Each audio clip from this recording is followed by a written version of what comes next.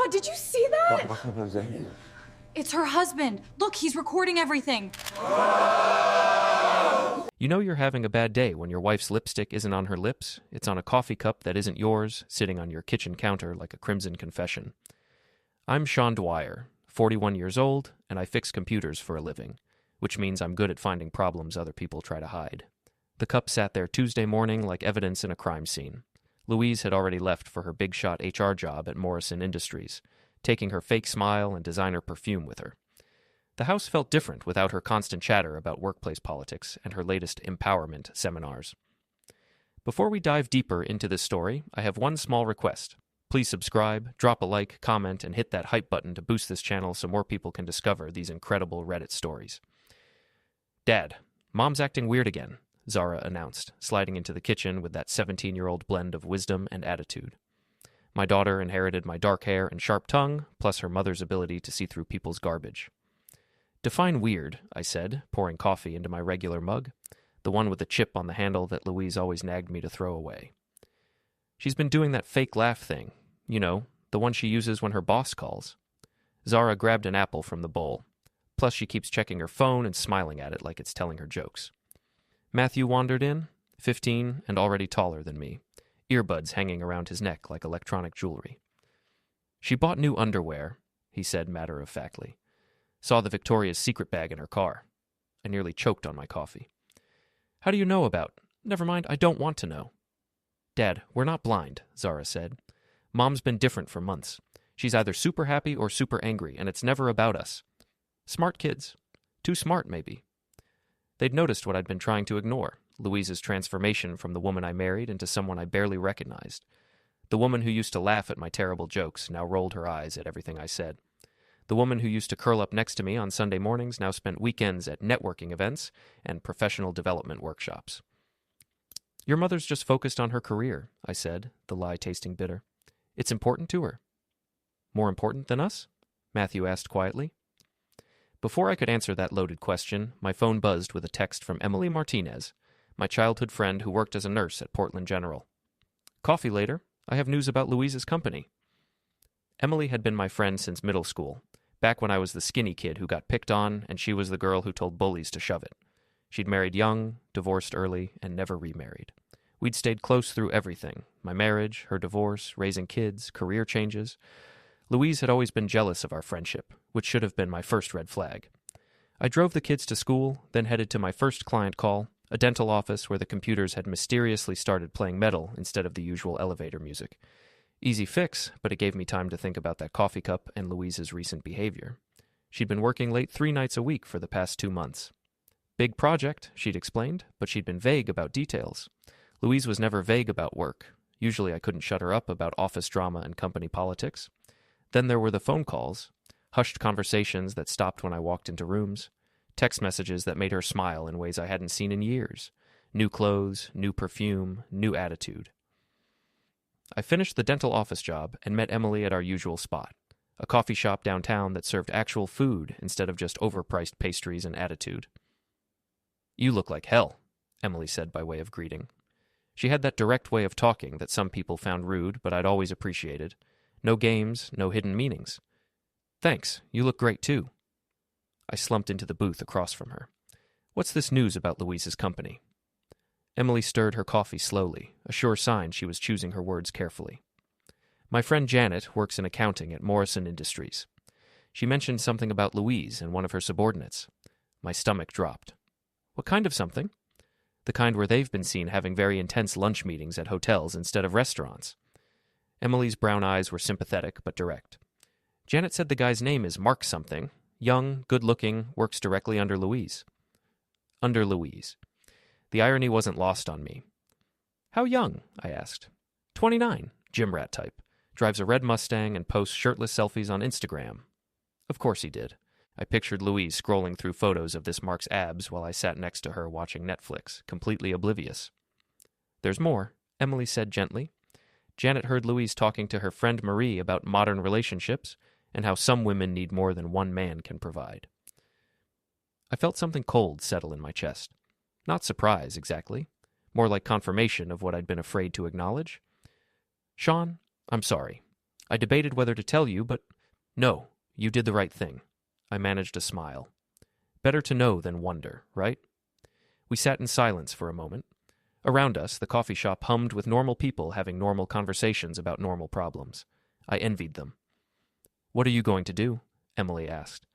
I don't know yet, but I'm going to do something. That evening, I watched Louise more carefully.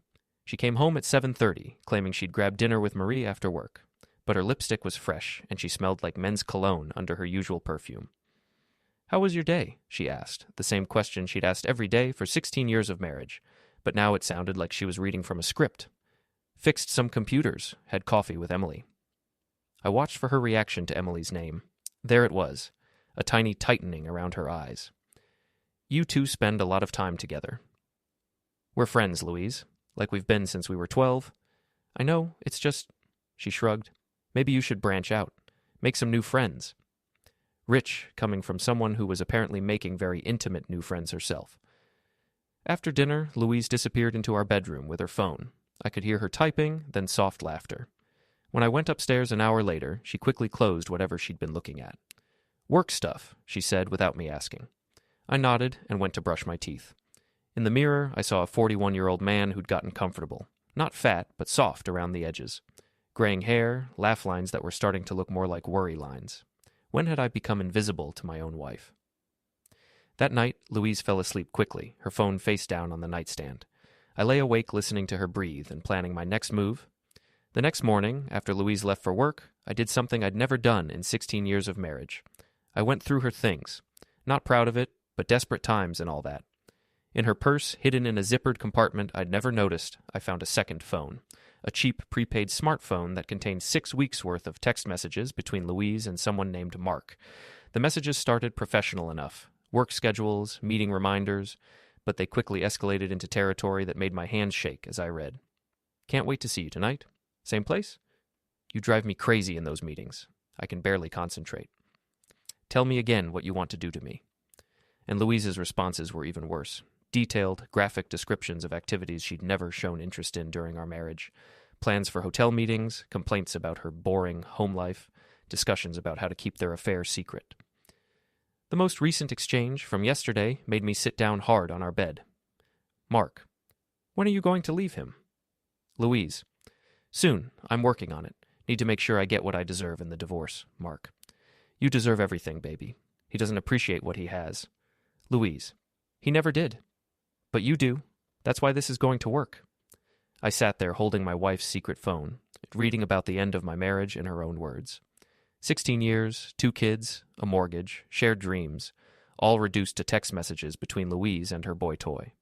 But as I read, something interesting happened. The cold feeling in my chest started warming up, transforming into something else entirely.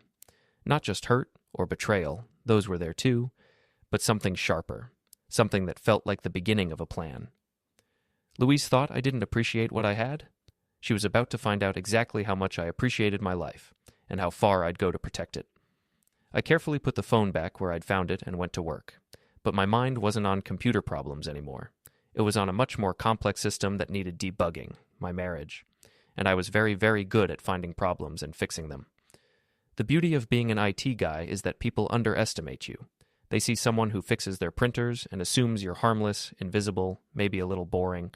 What they don't realize is that fixing problems requires patience, planning, and the ability to see systems from angles other people miss.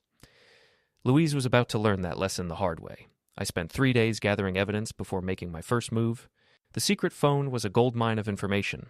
Hotel receipts, restaurant reservations, even photos that Louise and Mark had sent each other. Photos I definitely didn't need to see, but photographed anyway with my own phone. Mark Thompson, 29, worked in Louise's department as a junior human resources specialist. His social media profiles painted a picture of a guy who spent more on protein powder than I spent on groceries. Shirtless gym selfies, motivational quotes about living your best life, and check-ins at trendy bars where drinks cost more than my hourly rate. He lived in a downtown apartment with a roommate named Dave, drove that red Mustang Emily had mentioned, and had a habit of posting his location on Instagram like he was some kind of influencer. The guy was basically broadcasting his entire life online, which was going to make my job much easier. Louise's behavior at home became even more obvious once I knew what to look for. She'd developed a pattern, late nights on Tuesdays and Thursdays, client dinners that never seemed to involve actual clients, and weekend workshops that weren't listed on her company's website. "Dad, are you okay?" Zara asked Thursday morning over breakfast. "You seem different." "Different how?" "I don't know, like you're planning something." My daughter was too perceptive for her own good. "Just thinking about work stuff." "Is it Mom?" Matthew asked quietly. "Are you guys getting divorced?" The question hit like a punch to the gut. "Why would you ask that?" "Because you barely talk to each other anymore," Zara said. "And Mom's always on her phone, and you get this look on your face when she leaves the room."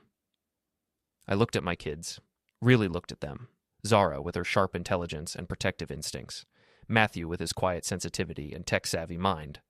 They'd been watching their parents' marriage fall apart and trying to make sense of it. "Your mom and I are having some problems," I said carefully. "But whatever happens, it's not your fault, and we both love you." "But you don't love each other anymore," Matthew said. It wasn't a question. "It's complicated, buddy." That evening, I decided it was time for a direct approach. Louise came home at 8:15, claiming she'd been stuck in a late meeting. Her hair was messed up in a way that had nothing to do with conference rooms. "We need to talk," I said. She froze halfway through, taking off her jacket. "About what?" "About Mark." The color drained from her face, but she recovered quickly. Louise had always been good at thinking on her feet. It was one of the things I'd fallen in love with 16 years ago. "Who's Mark?" she asked. I pulled out my phone and showed her one of the photos I'd taken of her secret messages. Her eyes widened, then narrowed. "You went through my things. You're cheating on me with a guy young enough to be your little brother. It's not what you think." "Really?" "Because I think you've been screwing your subordinate in hotel rooms while telling me you're working late. I think you've been planning to divorce me and take half of everything we've built together. I think you've been lying to our children and making me look like an idiot." I kept my voice calm, conversational. "Which part am I wrong about?"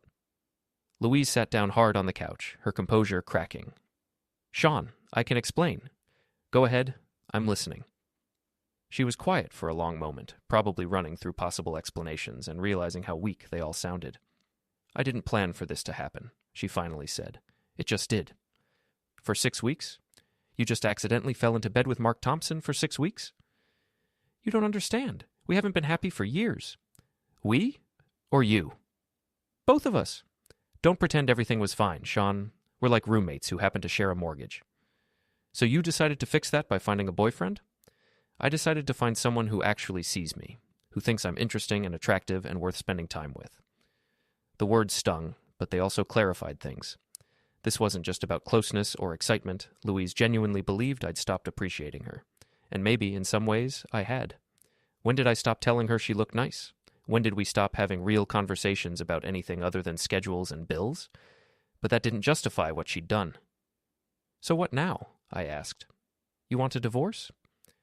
"I want us to try something different, more modern." I stared at her. "Modern?" "An open marriage.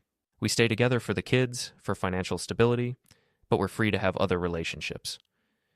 "You mean you want permission to keep screwing Mark while I pay the bills and raise the children?" "That's not how I'd put it." "How would you put it?" "I'd say we're acknowledging that one person can't meet all of another person's needs. It's actually very progressive." "Progressive. Right." "And what if I said no? Then we get divorced, and lawyers get involved, and everything gets messy and expensive, and the kids get hurt." There it was, the threat wrapped in reasonable-sounding language. Play along with her modern arrangement or lose half of everything, including time with my children. I pretended to consider it. "I need time to think." "Of course. This is a big adjustment." That night, Louise slept in the guest room to give me space. I lay in our bed, staring at the ceiling and planning my next move. She wanted modern? I'd give her modern. The next morning, after Louise left for work, I called in sick and drove to Mark's apartment building. His red Mustang was parked in the lot, which meant he was either working from home or playing hooky to recover from his evening with my wife. I didn't vandalize his car. That would be too obvious and potentially illegal. Instead, I did something much more subtle. I loosened his battery cables just enough that his car would start but die randomly. I removed a few key fuses from under the hood. I deflated his tires just enough to make them look low but not flat. Then I went to his gym, the upscale place downtown where membership cost more than most people's car payments. I'd done some research and knew Mark's routine. He posted his workouts on social media like they were major life events. The gym had a guest pass system, so I signed up for a trial membership and waited. Sure enough, Mark showed up at 11:30, probably after spending the morning texting my wife. He was exactly what I'd expected, tall, muscular, and completely absorbed in his own reflection. He moved through his workout like he was performing for an invisible audience, checking his form in every mirror. I watched him for an hour, learning his patterns. Which locker he used, how long he spent in each area when he took breaks to check his phone. Information gathering, not stalking. There's a difference. After his workout, Mark headed to the locker room. I followed at a distance and noticed something interesting. He left his gym bag unattended while he showered. The bag that probably contained his work clothes, wallet, and keys. I didn't touch anything. Not yet. But I filed the information away for later use. That evening, Louise came home early and suggested we talk more about her modern marriage proposal. She'd clearly spent the day thinking about how to sell me on the idea. "I've been doing research," she said, settling onto the couch with a glass of wine. "Open marriages are becoming much more common. There are books about it, support groups, whole communities of people who've made it work." "Communities," I repeated. "Yes, people who've realized that traditional monogamy is unrealistic and restrictive. We could be pioneers, Sean. We could show Zara and Matthew that there are different ways to structure relationships. You want to teach our children that marriage vows are suggestions? I want to teach them that relationships can evolve, that people can be honest about their needs instead of sneaking around and lying." The irony was staggering. Like you've been honest? I was protecting you, protecting us. If I'd come to you 6 weeks ago and said I was attracted to someone else, what would you have done? I would have asked what I could do to fix our marriage. Exactly. You would have tried to fix me like I was one of your broken computers. Maybe she had a point.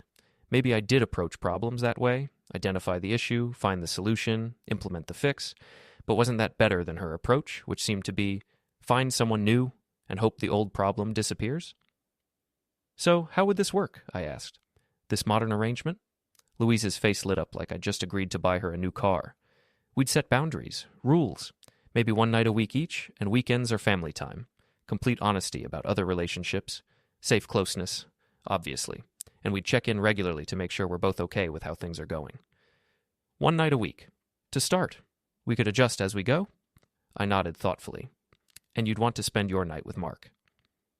"Yes. But Sean, this could be good for you too. When's the last time you felt excited about someone? When's the last time you had that butterflies in your stomach feeling?" I thought about Emily, not romantically, but as an example of someone who actually listened when I talked, who laughed at my jokes, who seemed to enjoy my company. Someone who'd been trying to protect me from exactly this situation. "I might have someone in mind," I said. Louise looked surprised, then pleased. "Really? Who?" "Emily." The pleased expression vanished. "Emily Martinez? Your friend Emily?" "You said I should explore other relationships. Emily and I have history, we're compatible, she's single." "Absolutely not." "Why not?" "Because she's been in love with you for 20 years and she hates me. This whole open marriage thing won't work if you're sleeping with someone who wants to break us up." Interesting. Louise was fine with restructuring our marriage to accommodate her boyfriend, but the thought of me with Emily, someone who actually cared about me, was unacceptable.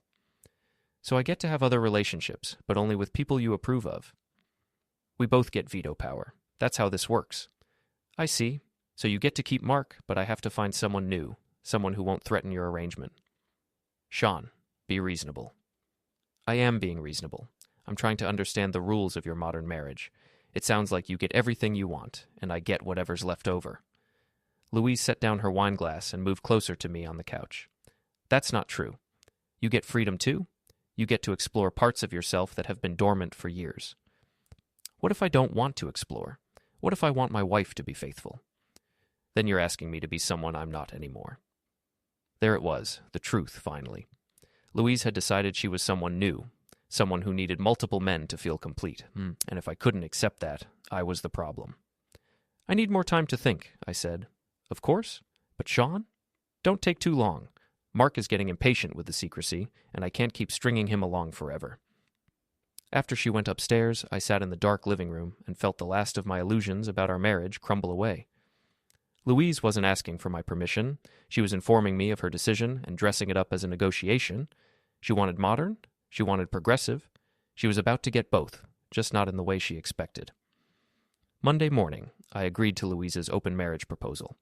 The relief on her face was almost insulting, like she'd been worried I might actually fight for our relationship. "I think this could be really good for us," she said over coffee, already texting someone on her regular phone, probably Mark, letting him know he'd been officially upgraded from dirty secret to sanctioned boyfriend. "I have some conditions," I said. She looked up from her phone. "Such as?" "Complete transparency. I want to know where you're going, who you're with, when you'll be home. Same rules apply to me."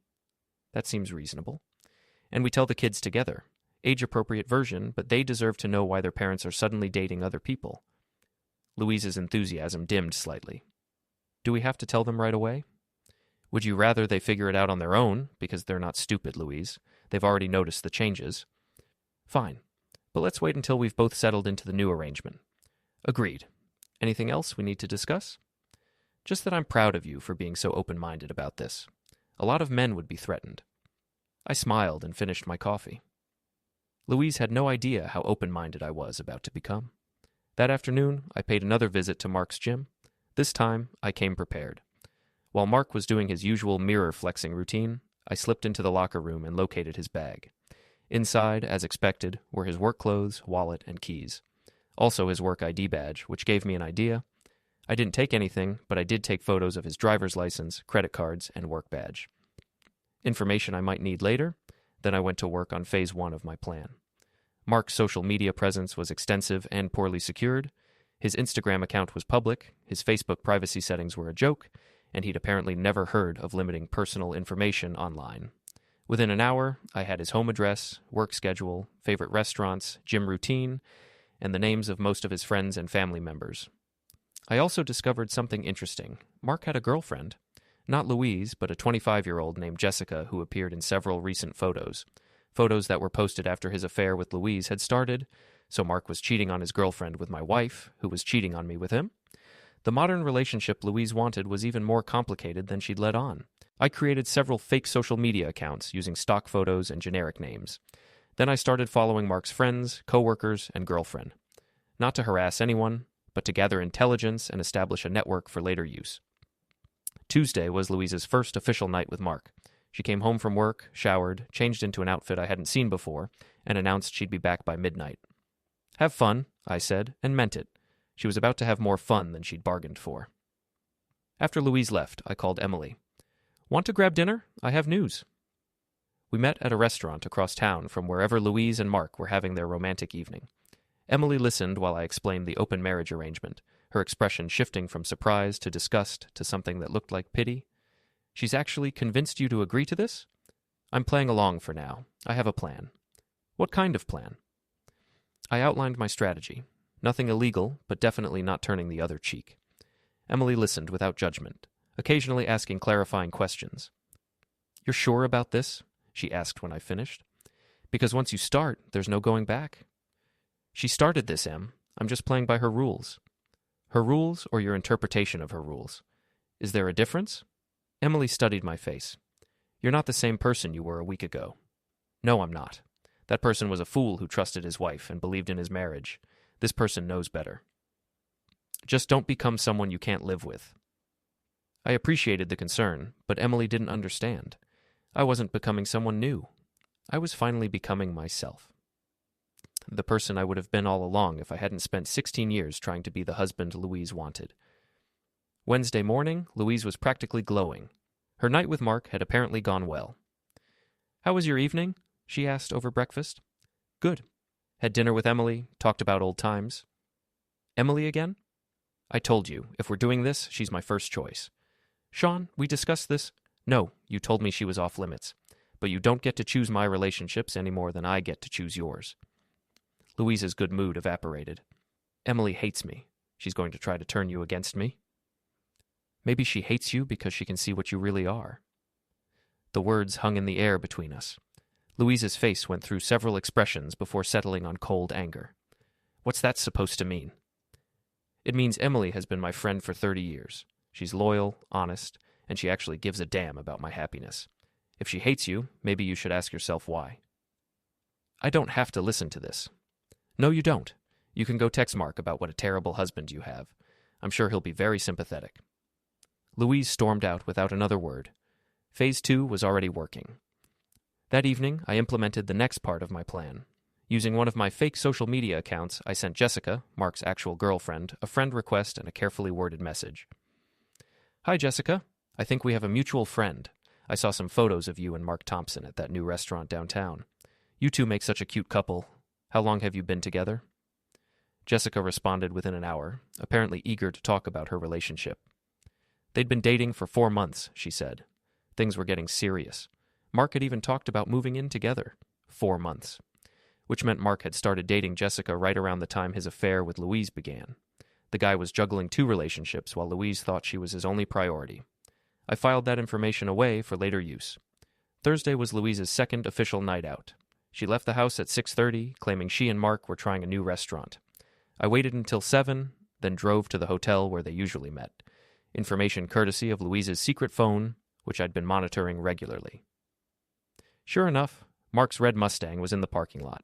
I took photos of the car, the hotel, and the timestamp, then went home to wait. Louise returned at 11:45, slightly drunk and very satisfied with herself.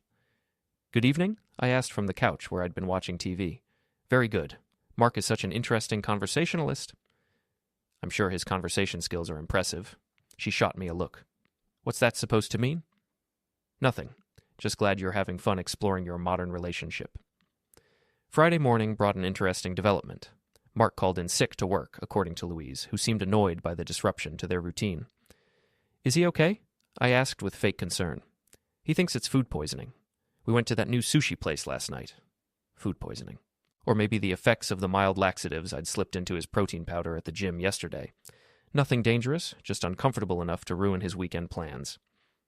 That's too bad. I hope he feels better soon. Louise gave me a suspicious look. You're being very understanding about all this. You said this arrangement would be good for both of us. I'm trying to have a positive attitude. And Emily? Are you planning to ask her out? Already did. We're having dinner tomorrow night. The lie hit Louise like a physical blow. Her face went pale, then red, then pale again. You moved fast. I learned from the best. That afternoon, while Louise was at work probably nursing Mark back to health, I paid a visit to her best friend Janet. Janet worked at a high-end salon and loved gossip more than she loved breathing. Sean, what a surprise. Louise isn't here. She's at work. Actually, I wanted to talk to you about Louise and this new arrangement she's proposed. Janet's eyes lit up like Christmas morning. She told you about the open marriage thing? You knew? Honey, I've been listening to Louise complain about her boring marriage for months. She's been planning this for a while. Months. Not weeks. Months. Louise's affair with Mark wasn't a spontaneous mistake. It was a calculated decision. What else did she tell you? I asked. Janet glanced around the empty salon, then leaned in conspiratorially. She said you'd probably be too scared to actually date anyone else, that you'd just sit home feeling sorry for yourself while she lived her best life. Did she now? She also said that if you did try to date someone, it would probably be that pathetic Emily woman who's been following you around like a puppy for years. The casual cruelty in Janet's voice made my hands clench into fists, but I kept my expression neutral. Interesting perspective. What do you think about the whole situation? Honestly, I think Louise is brave for going after what she wants. Most women just stay in unhappy marriages and complain. At least she's doing something about it. Even if it hurts her family, Janet shrugged. Kids are resilient, and you'll be fine. You're a good guy, Sean. You'll find someone eventually. I left the salon with a much clearer picture of Louise's support system. Janet wasn't just enabling the affair, she was actively encouraging it. Oh, and she clearly thought I was too weak to fight back. She was about to learn otherwise. That evening, I had dinner with Emily. Not a date, despite what I'd told Louise, but a strategy session. I've been thinking about what you said, Emily told me over dessert, about not becoming someone you can't live with. And? I think you're handling this better than I would. If someone betrayed me like Louise betrayed you, I'd probably do something stupid and end up in jail. The night is young. Emily laughed, but her eyes were serious. Just promise me you won't do anything that could hurt you legally. Louise isn't worth destroying your life over. Don't worry. Everything I'm planning is perfectly legal. Morally questionable, maybe, but legal. That's what worries me. Saturday morning, Louise announced she was spending the day with Mark. Something about helping him apartment hunt, since his lease was up next month. Apartment hunting on a Saturday? That's very domestic of you. We're just friends helping each other out. Right. Friends. who have closeness in hotel rooms. Sean, don't be crude. After Louise left, I spent the morning implementing Phase 3 of my plan. Using the information I'd gathered about Mark's social media habits and personal details, I created a comprehensive dossier on his life, habits, and relationships. Then I started making phone calls. The first call went to Jessica, Mark's girlfriend. Using a voice changer app on my phone, I called from a blocked number. Jessica, this is going to be hard to hear, but I think you should know that Mark has been cheating on you with a married woman from his work. The conversation that followed was exactly what I'd expected. Shock, denial, anger, and finally a demand for proof. I can send you photos, I offered. Hotel receipts, text messages, the whole thing. But you didn't hear this from me, okay? I sent Jessica everything I had on Mark and Louise's affair, then sat back to wait for the fireworks. They didn't take long. By Saturday afternoon, Jessica had confronted Mark. By Saturday evening, Mark was calling Louise in a panic. By Sunday morning, Louise was pacing around our kitchen like a caged animal. Someone exposed us, she said. Someone sent Jessica photos and messages. Jessica? Mark's ex-girlfriend. She went crazy, showed up at his apartment, caused a huge scene.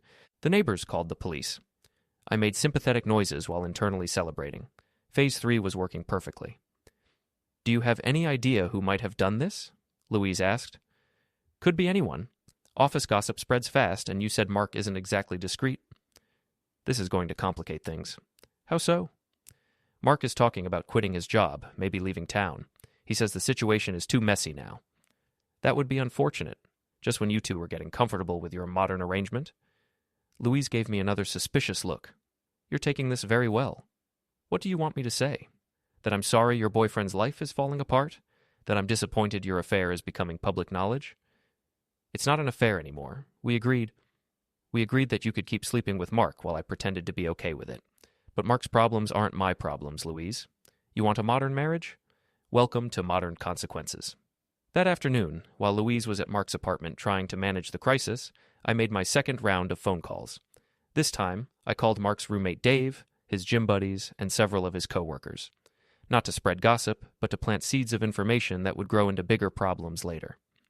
Hey, this is going to sound weird, but I think Mark Thompson might be in some kind of trouble. I saw him with this older married woman, and now there are rumors about harassment at his work. Each call was slightly different, but the message was consistent. Mark was involved in something inappropriate with a married coworker, and it was affecting his judgment and behavior. By Monday morning, Mark's world was collapsing from multiple directions. His girlfriend had dumped him publicly and dramatically. His roommate was asking questions about his relationship with a married woman. His gym buddies were gossiping about his cougar situation, and his coworkers were starting to whisper about potential harassment issues. Louise came home Monday evening looking like she'd been through a war. How's Mark holding up? I asked. Not well. He thinks someone at work is targeting him. He's paranoid, angry, talking about filing complaints against people. What kind of complaints? He thinks someone in HR is sabotaging him, which is crazy because I work in HR and I would know if something like that was happening. The irony was delicious. Mark was being sabotaged, just not by anyone at his work, and his paranoia was driving him to make exactly the kind of erratic decisions that would destroy what was left of his career. Maybe he should take some time off, I suggested. Get his head together. He can't afford to take time off. He's already behind on rent because of all the money he's been spending on hotels and restaurants. Expensive habit, having an affair. It's not an affair, Louise started, then stopped. Never mind. I don't want to fight about semantics. Good idea. Save your energy for helping Mark figure out who's ruining his life. Louise went to bed early, claiming exhaustion. I stayed up late, planning the next phase of my campaign. Mark wanted to know who was targeting him. He was about to find out. But first, I had a few more dominoes to set up. Tuesday morning brought news that made Louise physically sick to her stomach. Mark had been called into a meeting with HR, not Louise's department, but the senior level that handled serious misconduct allegations.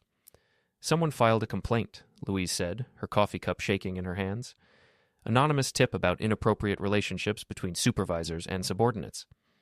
That's terrible, I said, buttering my toast with deliberate calm. I hope it's not serious. It's very serious. They're launching a full investigation. Mark could lose his job. What about you? You're his supervisor. Louise's face went gray. I could lose my job, too. The beauty of corporate HR policies is that they're designed to protect the company, not the employees. Morrison Industries had very strict rules about relationships between supervisors and subordinates, rules that Louise had helped write and enforce over the years. Now those same rules were about to destroy her career. I'm sure it will work out, I said. You're both professionals. I'm sure you can explain the situation. Sean, this isn't a joke. If they find evidence of our relationship, we're both fired. No severance, no references, no unemployment benefits. They'll blacklist us from every major company in the city. I looked up from my toast. Evidence? What kind of evidence could they find? Hotel receipts, credit card records, security camera footage, text messages. Louise trailed off, realizing she was listing all the things I already knew about. Well, you've been careful, right? Professional boundaries and all that? Louise stared at me like she was seeing me for the first time. You did this. Did what? You filed the complaint. You've been planning this. I set down my toast and met her eyes. Louise, I agreed to your open marriage arrangement. Why would I sabotage something I consented to? Because you're not the person I thought you were. No, I'm exactly the person you thought I was. I'm the guy who fixes problems. You and Mark became a problem. The accusation hung in the air between us. Louise couldn't prove I'd filed the complaint, mainly because I hadn't. I'd done something much more subtle. Over the past week, I'd been feeding information to various people in Louise's professional and social circles.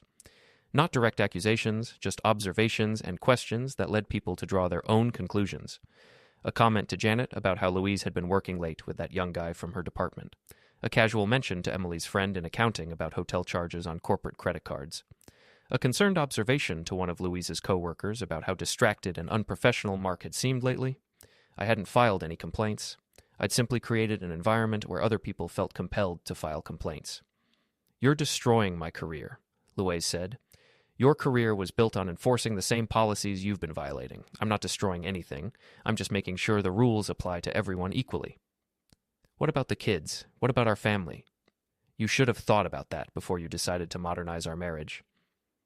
Louise left for work without another word. I suspected it would be a very long day for both her and Mark.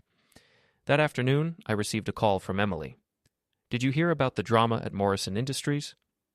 What drama? Louise's company is investigating some kind of harassment scandal.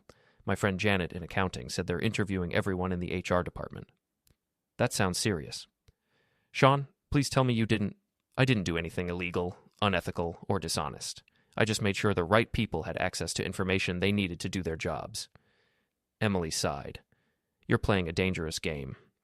Louise started the game. I'm just better at it than she expected. That evening, Louise came home looking like she'd been hit by a truck. The investigation had moved quickly, and the evidence was overwhelming. They suspended both of us pending the outcome of the investigation, she said, slumping onto the couch. With pay, for now, but that won't last long. I'm sorry to hear that. No, you're not. You're thrilled. I sat down across from her. You're right. I am thrilled. You wanted to have your cake and eat it too, Louise. You wanted to keep your marriage, your financial security, your social status, and your boyfriend, but actions have consequences. You've ruined everything. I've revealed everything. There's a difference. Louise looked at me with something approaching hatred. What do you want, Sean? What's your end game here? I want honesty. Real honesty, not the selective truth you've been feeding me for months. Fine. You want honesty? I stopped loving you years ago. You're boring, predictable, and completely satisfied with mediocrity. Mark makes me feel alive in ways you never could. The words should have hurt, but they didn't. They were just confirmation of what I'd already figured out. Thank you, I said. That's the first honest thing you've said to me in months. So what now? You've destroyed my career, humiliated me publicly, and driven away the one person who actually made me happy. What's next in your revenge fantasy? Now we get divorced. No open marriage, no modern arrangement, no pretending we can make this work. We divide our assets, work out custody of the kids, and go our separate ways. You think you're going to get custody? I think a judge will be very interested to hear about your affair, your professional misconduct, and your attempt to involve our children in your alternative lifestyle experiment. Louise's face went white. You wouldn't. Try me. The next few days passed in a blur of lawyers, meetings, and damage control. Louise hired an attorney who specialized in employment law, hoping to save her job. I hired a family law attorney who specialized in high-conflict divorces. Mark, meanwhile, had disappeared. According to Louise, he'd quit his job, broken his lease, and left town without telling anyone where he was going. The pressure of the investigation, combined with the social fallout from his affair, had apparently been too much for him to handle. He abandoned you, I pointed out to Louise over dinner Thursday night. Your soulmate, the man who made you feel alive, ran away the moment things got difficult. He was scared. The whole situation got out of control. The situation was always out of control. You just didn't realize it because you thought you were smarter than everyone else. I was trying to find happiness, Sean. I was trying to save our marriage by being honest about what I needed. You were trying to have an affair without consequences. There's a difference. Friday morning brought the final blow. Morrison Industries concluded their investigation and terminated both Louise and Mark for violation of company policy. No severance, no references, and a notation in their personnel files that would make finding new jobs in their field nearly impossible. Louise spent the day crying, making phone calls to lawyers and potential employers, and generally falling apart. I spent the day working and planning the next phase of my life. That evening, after the kids had gone to their rooms, Louise and I had our final conversation as husband and wife. I know you hate me, she said, and I understand why. But we have 2 children together, Sean. We're going to be in each other's lives for a long time. I don't hate you, Louise. I pity you. Pity? You had everything. A family who loved you, a successful career, financial security, a future, and you threw it all away for a 29-year-old who posts gym selfies on Instagram. Mark wasn't just about closeness. He understood me. He understood that you were a married woman with money and connections who could help his...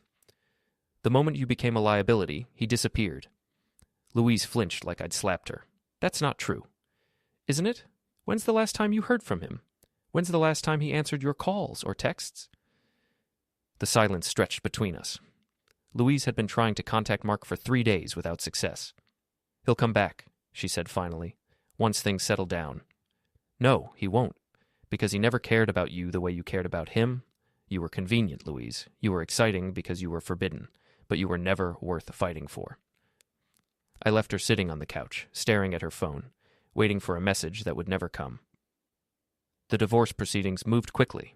Louise's lawyer tried to argue for an equal split of assets, but the evidence of her affair and professional misconduct made her position untenable.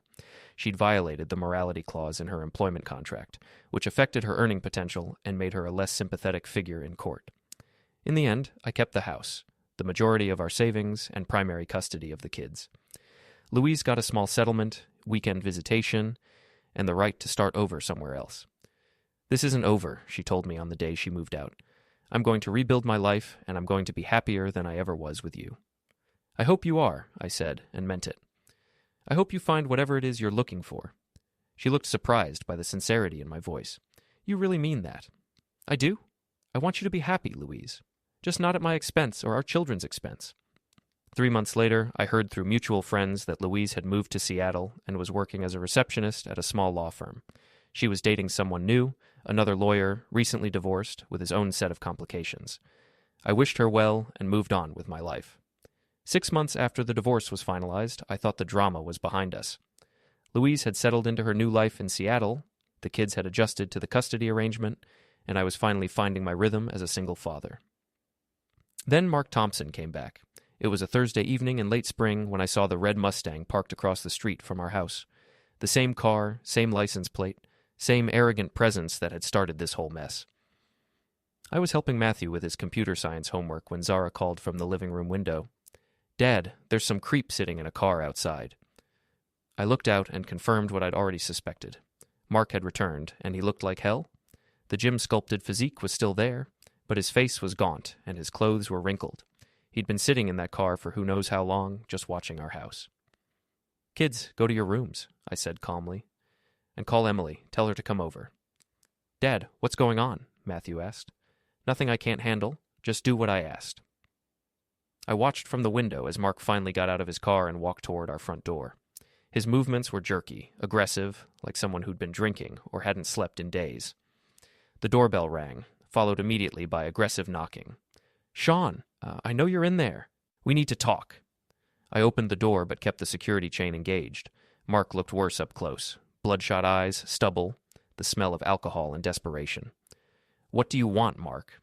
You destroyed my life, you piece of shit. You ruined everything. I didn't ruin anything. You did that yourself when you decided to sleep with my wife. Louise told me what you did, How you stalked me, sabotaged my car, got me fired. You think you're so clever, don't you? I think I'm protective of my family. You were a threat, so I eliminated the threat. Mark pressed his face closer to the gap in the door. You eliminated me? You pathetic loser, you have no idea what you're dealing with. Enlighten me. I lost everything because of you. My job, my apartment, my girlfriend, my reputation. I've been living in my car for 3 months, trying to find work, trying to rebuild my life, and it's all because you couldn't handle the fact that your wife preferred a real man. A real man who ran away the moment things got difficult. I didn't run away, I made a strategic retreat, but now I'm back, and I want what's owed to me. Which is? Compensation. For the job I lost, the opportunities you cost me, the damage to my reputation. I figure $50,000 should cover it. I almost laughed. You want me to pay you for sleeping with my wife? I want you to pay me for the illegal harassment campaign you ran against me, because if you don't, I'm going to make your life as miserable as you made mine. How do you plan to do that? Mark's smile was ugly. I know where you work, where your kids go to school, where you shop, where you eat. I know your routines, your friends, your weaknesses. I can make your life hell in ways you can't even imagine. Are you threatening my children? I'm threatening you, but if your kids get caught in the crossfire, that's on you. I closed the door and removed the security chain. When I opened it again, Mark stepped forward, probably expecting me to back down or invite him in to negotiate. Instead, I stepped outside and closed the door behind me, putting myself between Mark and my house. Let me explain something to you, I said quietly. You're not dealing with the same person you were 6 months ago. That guy was naive enough to trust his wife and ignore obvious warning signs. This guy learned from his mistakes. What's that supposed to mean? It means I've been expecting you. Mark's confident expression faltered slightly. Expecting me? Did you really think you could just disappear and then come back whenever you felt like it? Did you think I wouldn't keep track of someone who'd threatened my family? I never threatened. You threatened my marriage, my children's stability, and my financial security. That makes you an ongoing problem that needed monitoring. I pulled out my phone and showed Mark a series of photos. Him at various locations around the city over the past week, him sleeping in his car, him following me to work, him watching our house. I've been documenting your stalking behavior for a week, I said. I have photos, timestamps, witness statements, and a very detailed report ready to file with the police. Mark stared at the photos, his face cycling through confusion, anger, and fear. You've been following me? I've been protecting my family from a known threat. There's a difference. This is harassment. No, Mark. What you're doing is harassment. What I'm doing is evidence gathering. I showed him another screen on my phone, a recording app that had been running since he'd started talking. Everything you've said tonight has been recorded. The threats, the demands for money, the admission that you've been watching my house and following my family. That's stalking, harassment, and attempted extortion. Mark's face went white. You can't.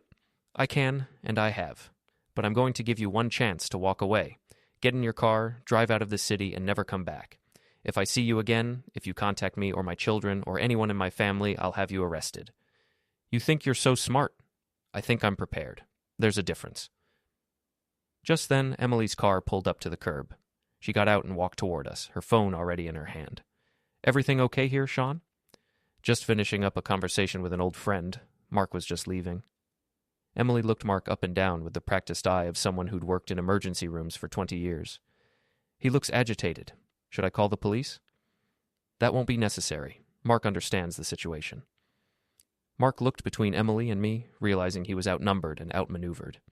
The confident swagger was completely gone now, replaced by the desperate anger of someone who'd played a losing hand. This isn't over, he said. Yes, it is, I replied. It's been over for months. You just didn't realize it. Mark stalked back to his car, but instead of leaving, he sat there for another 10 minutes, probably trying to figure out his next move. Want me to call the cops anyway? Emily asked. Not yet. Let's see what he does. What Mark did was make the stupidest decision of his life. Instead of driving away, he got out of his car and started walking back toward the house. But this time, he had something in his hand. A tire iron from his trunk. That's escalation, Emily said, already dialing 911. I stepped back toward the front door. Mark, don't do anything stupid. Stupid? You want to see stupid? I'll show you what happens when you mess with the wrong person. Mark raised the tire iron and took a swing at my car windshield. The safety glass spider webbed but didn't shatter. That's destruction of property, I called out, my phone recording everything.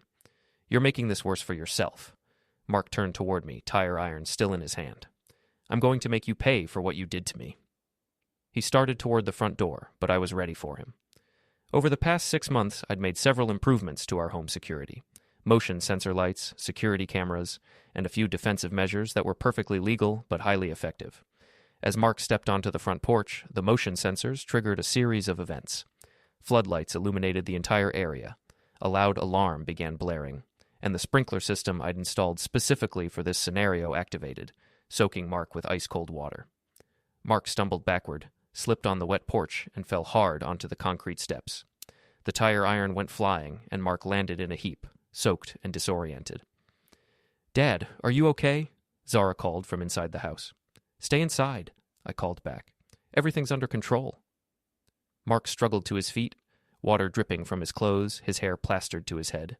He looked like a drowned rat, all his threatening bravado washed away along with his dignity. "You son of a jerk," he gasped. "Mark, the police are on their way. You have about 3 minutes to get in your car and leave before this becomes a criminal matter. I'm not done with you." "Yes, you are." The sound of sirens in the distance seemed to penetrate Mark's rage-fueled stupor. He looked around, at the security cameras recording everything, at Emily standing witness with her phone, at the neighbors who'd come out to see what the commotion was about. "This isn't over," he said one last time, but there was no conviction in it anymore. Mark stumbled to his car and drove away just as the police arrived.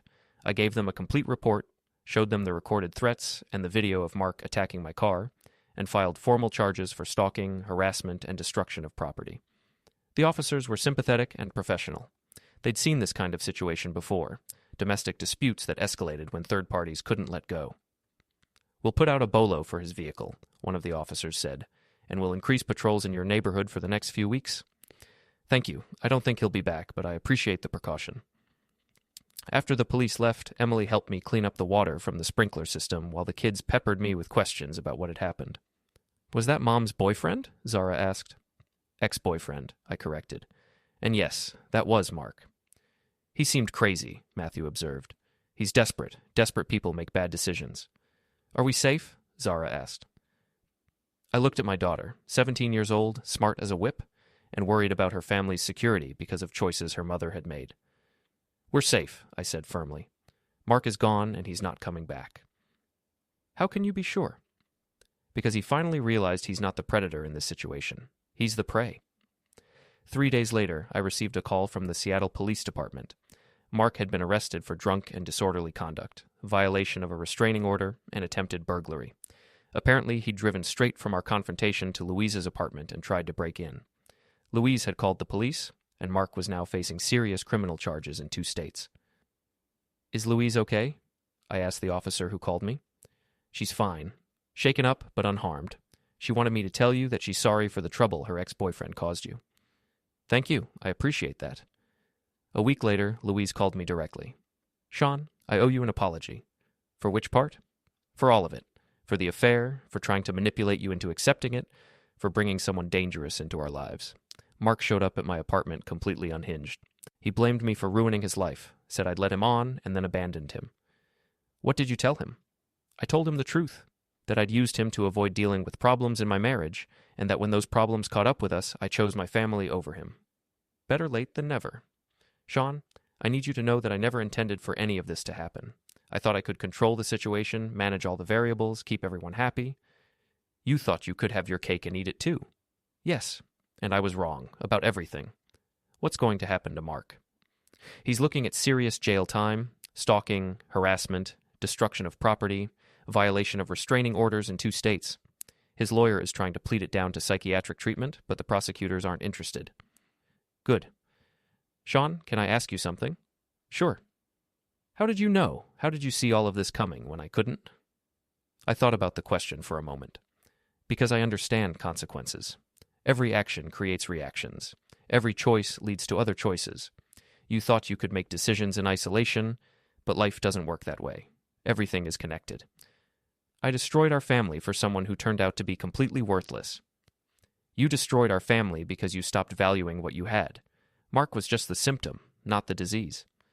Louise was quiet for a long time. Do you think you'll ever forgive me? I already have. But forgiveness doesn't mean forgetting, and it doesn't mean going back to the way things were. I know, I just wanted you to know that I realized what I lost, and I'm sorry. After we hung up, I sat in my kitchen, the same kitchen where I'd found that lipstick-stained coffee cup all those months ago, and reflected on everything that had happened. Louise had wanted a modern marriage, but she'd learned that modern problems require modern solutions. She'd wanted to rewrite the rules of our relationship, but she'd discovered that some rules exist for good reasons. Mark had wanted to play games with other people's lives, but he'd found out that some people play those games better than others. And I'd learned that the quiet, boring, predictable guy everyone underestimated was capable of things nobody had expected, including myself. 6 months later, I married Emily in a small ceremony with just our families and close friends. Zara and Matthew stood with us as witnesses, and for the first time in years, I felt like my life was exactly where it was supposed to be. Louise sent a card congratulating us. She'd found a new job in Seattle and was seeing a therapist to work through her issues. She was dating someone new, a widowed accountant with teenage kids of his own, and seemed to be building a more stable life. Mark was serving 18 months in prison and would be on probation for 3 years after his release. He'd been ordered to stay away from both Louise and me, and to undergo psychological counseling for his anger management issues. As for me, I went back to fixing computers and raising my kids, but I never forgot the lessons I'd learned about consequences, about the importance of protecting what matters, and about the difference between being nice and being strong. Some people called what I did to Louise and Mark revenge. I preferred to think of it as justice. They'd made choices that hurt innocent people, and they'd face the natural consequences of those choices. The only difference was that I'd made sure those consequences arrived on schedule.